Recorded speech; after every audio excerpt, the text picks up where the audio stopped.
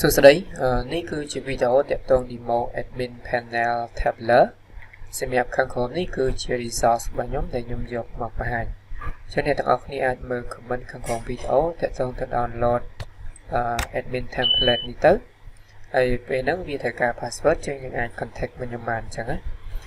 ចឹងយើងអាចចូលមើលលើ resource មួយនេះមក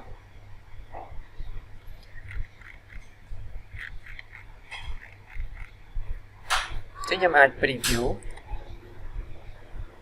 អូខេចឹងកន្លែងនេះមាន tabular ចឹងខ្ញុំអាច zoom វាធំតិចមកឧទាហរណ៍បើសិនជាខ្ញុំយក layout ចឹងខ្ញុំយកពាក្យថាអូខេ navbar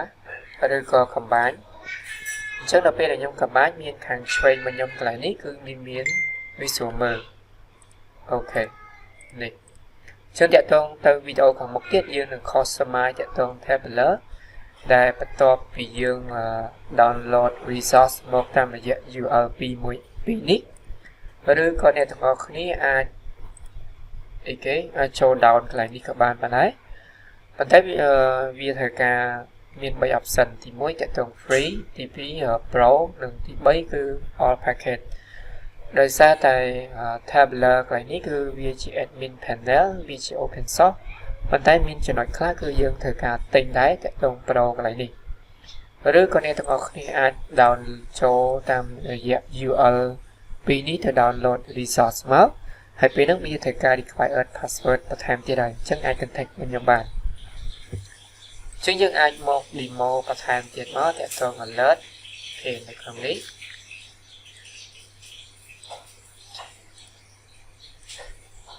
អូខេអញ្ចឹងនេះគឺជា resource របស់ខ្ញុំដែលខ្ញុំមាន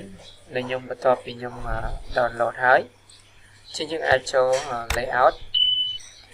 អញ្ចឹងខ្ញុំមើលពីថា combine មកអញ្ចឹងខ្ញុំមកតេស្តតាក់ទង form កន្លែងនេះអញ្ចឹងខ្ញុំ back មកវិញមកខ្ញុំយក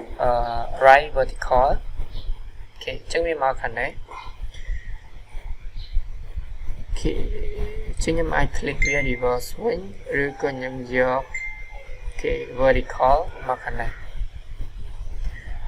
navbar dash អូខេចឹងខ្ញុំទៅយក layout combine ឡើងវិញនេះ navbar sticky មកចឹងវាអាចមានច្រើន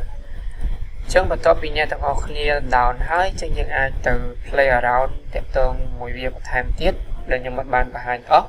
នៅក្នុង tabular បានបន្ថែមទៀតបាទចឹងយើងនឹងជួបគ្នានៅវីដេអូក្រោយយើងនឹង customize តាក់ទង admin